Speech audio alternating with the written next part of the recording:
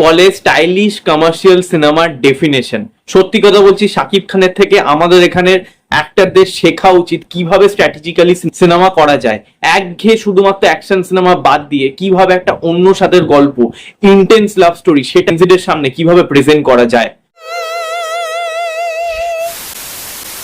ভিডিওতে কথা বলবো শাকিব খান অভিনীত, আজমান রুশো পরিচালিত প্রিন্সেস সেকেন্ড টিজার নিয়ে, অর্থাৎ ফ্লাওয়ার। যেই টিজারটা নাম দেওয়া হয়েছে ফ্লাওয়ার, যেটা ইউটিউবে চলে এসছে কিছুক্ষণ আগেই। কেমন লাগলো এই টিজারটা?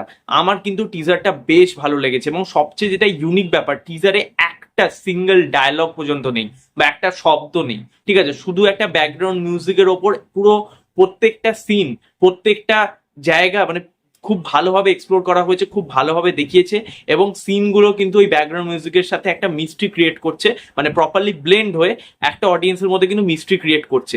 এখানে শাকিব খানের সাথে সাবিলা নূর, তার পারফরমেন্স, তাদের পারফরমেন্স এবং তাদেরকে দেখতে তাদের কেমিস্ট্রি খুবই ওয়ার্ক করছে, ঠিক আছে? এবং এর মধ্যে না, ওই যে গানটার মধ্যে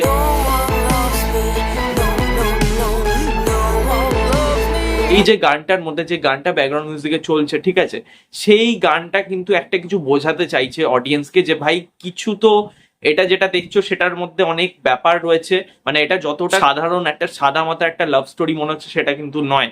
এর মধ্যে যথেষ্ট পরিমাণে জটিলতা রয়েছে। এবং ভাই এই সিনেমার স্কেল, এই সিনেমার মানে ক্যামেরার স্টেজিং থেকে আরম্ভ করে গল্পটাও কিন্তু বেশ বেশ ভালো হতে চলেছে। এবং যেটাকে বলে হচ্ছে কমার্শিয়াল সিনেমার ডেফিনেশন, মানে আপনারা অনেকেই ভুল বোঝেন বা অনেকে জানেন না। আচ্ছা, কমার্শিয়াল সিনেমার ডেফিনেশন মানে অনেকে আর কি ভুল বোঝে যে শুধুমাত্র অ্যাকশন ছবি মানে কমার্শিয়াল ছবি, তা কিন্তু নয়। রোম্যান্টিক সিনেমা, এবং সেই সিনেমাকে রোম্যান্টিক সিনেমাও কমার্শিয়াল সিনেমা হতে পারে, একটা কমেডি সিনেমাও কমার্শিয়াল সিনেমা হতে পারে।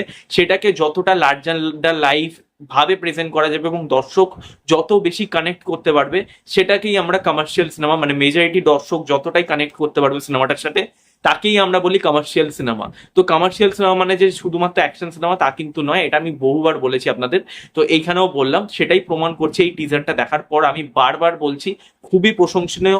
এবং এখানে শাকিব খানের অভিনয় থেকে আরম্ভ করে এদের দুজনের কেমিস্ট্রি, সব কিছু কিন্তু খুব ভালোভাবে মানে আর কি ওয়ার্ক করছে। সাবিনা নূরের পারফরমেন্স থেকে আরম্ভ করে তাকে দেখতে যেভাবে এখানে করা হয়েছে, এবং যে শাকিব খানের যে একটা পাস্ট স্টোরি, এই যে ক্যারেক্টার, মানে এই রকস্টার সিনেমাটার যে ক্যারেক্টারের শাকিব খানের যে পাস্ট স্টোরি, সেটার ওপর কিন্তু এই টিজারটা হালকা করে একটা হিন্ট দিচ্ছে, ঠিক আছে? যে কিছু একটা তো হয়েছিল, তাহলে শাকিব খানের জীবনে এরকম পরিণতি কেন হবে?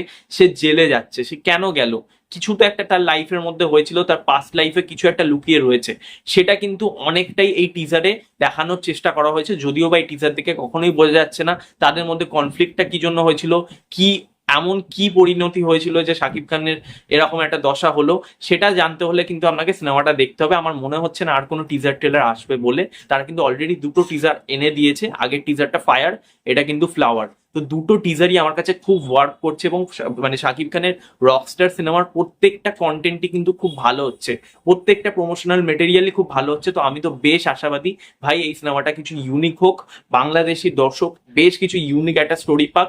এবং এটা কিন্তু অনেকটা ফরেন কান্ট্রির ওপর আর কি শুট করা হচ্ছে, সেটার ওপর কিন্তু ব্যাকড্রপে দেখানো হচ্ছে, শুধুমাত্র যে বাংলাদেশকে কেন্দ্র করেছে তা নয়। তাই জন্য এই সিনেমাটার মধ্যে কিন্তু একটা, বললাম না যে একটা ইন্টারন্যাশনাল ভাইব রয়েছে, ঠিক আছে? শুধুমাত্র যেই মানে গোদা বাংলায় যেরকম বলতে হয় বাংলাদেশি ছবি, সেরকম কিন্তু নয়। এর মধ্যে কিন্তু একটা স্টাইলাইজেশন ভাইবটা কিন্তু যথেষ্ট পরিমাণে রয়েছে।